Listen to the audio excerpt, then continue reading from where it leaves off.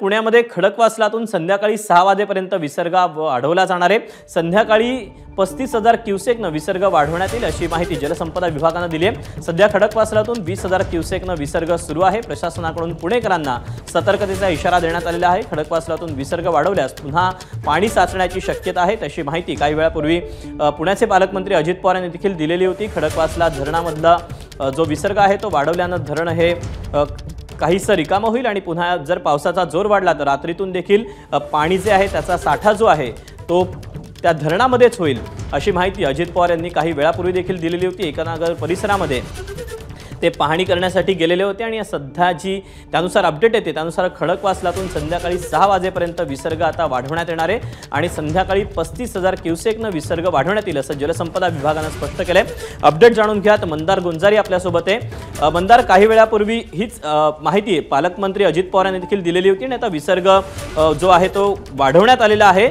याचा परिणाम जो आहे तो पुण्यातल्या कुठल्या कुठल्या भागामध्ये पाहायला मिळू शकतो?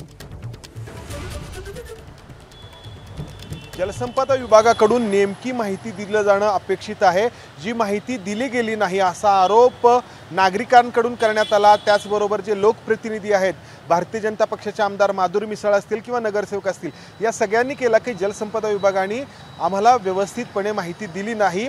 महापालिकेच्या अधिकाऱ्यांनी देखील तोच आरोप केला। मात्र तरी देखील जलसंपदा विभाग त्यांचा कारभार सुधारायला तयार नाही असं म्हणावं लागेल, कारण या जलसंपदा विभागाकडून जो मेसेज देण्यात आला आहे त्यामध्ये असं नमूद करण्यात आलं की 4 ते 6 या वेळेमध्ये कधीही पाण्याचा विसर्ग वाढून 35,000 क्युसेक्स इतका केला जाऊ शकतो।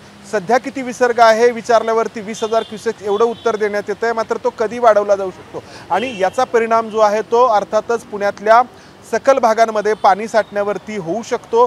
पुन्हा एकदा लोकांची तारांबळ होऊ शकते।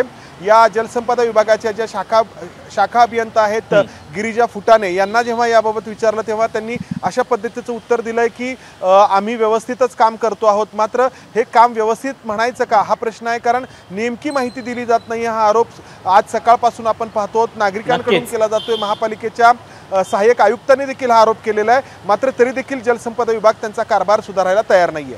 दीपक, मंदार, धन्यवाद दिलेल्या सगळ्या सविस्तर माहितीबद्दल। एबीपी माझा, उघडा डोळे बघा नीट।